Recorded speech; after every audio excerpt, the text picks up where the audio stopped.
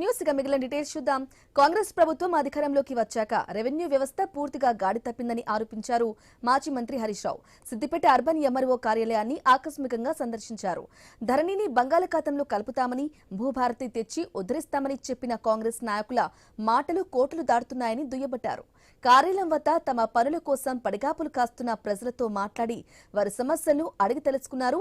కాంగ్రెస్ ప్రభుత్వ వైఫల్యాలను, రెవెన్యూ శాఖలో జరుగుతున్న అవినీతిని ఎండగట్టారు.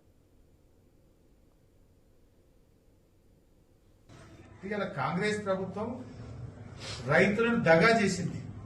మేము అధికారంలోకి వస్తే ఉచితంగా సాదా బైనామా చేస్తామని చెప్పి నియమ నిబంధనలను సవరించి రైతులకు సాదా బైనామా అమల్లోకి రాకుండా, వాళ్ళకు పాస్బుక్లు దక్కకుండా, భూమి అమ్మిన వ్యక్తి బాండ్ పేపర్ మీద అఫిడవిట్ ఇవ్వాలనే నిబంధన పెట్టడం వల్ల ఇలా ఏ ఒక్క రైతుకు కూడా సాదా బైనామా అమలు కావడం లేదు.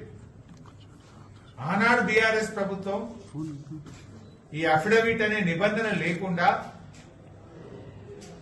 బీఆర్ఎస్ ప్రభుత్వం 6,20,000 మందికి సాదా బైనామా అమలు చేసింది, పాస్బుక్లు ఇచ్చింది.